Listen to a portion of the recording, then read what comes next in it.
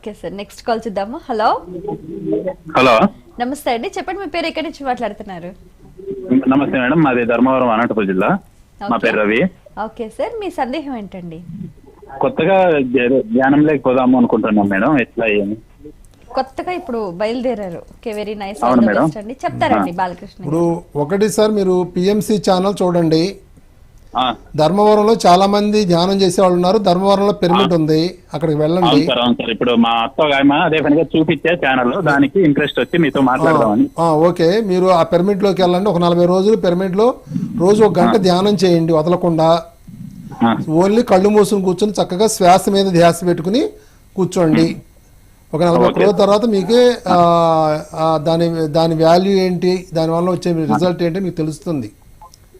Okay, అక్కడ పుస్తకాలు, అక్కడ బుక్స్ ఉంటాయి, లైబ్రరీలో బుక్స్ ఉంటాయి, అవి చదవండి అవి. ఓకేనా? అట్లా చేయండి. ఇప్పుడు హైదరాబాద్ లో చెప్తున్నారు కదా కడతాలని, హైదరాబాద్ రావాలంటే అక్కడ ఎట్లుంటది మాకు ఫెసిలిటీ?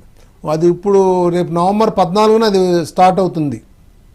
అక్కడ ఇంకా వర్క్ జరుగుతుంది. నవంబర్ 14 తర్వాత మీరు రావచ్చు. ముందు ధర్మవరంలో మంచి పిరమిడ్ ఉంది. అదిగా సార్, ధర్మవరంలో మంచి పిరమిడ్ ఉంది. ముందు అక్కడికి వెళ్ళి ముందు సాధన అక్కడ మొదలు పెట్టండి. తర్వాత హైదరాబాద్ గురించి ఆలోచిద్దరు కానీ.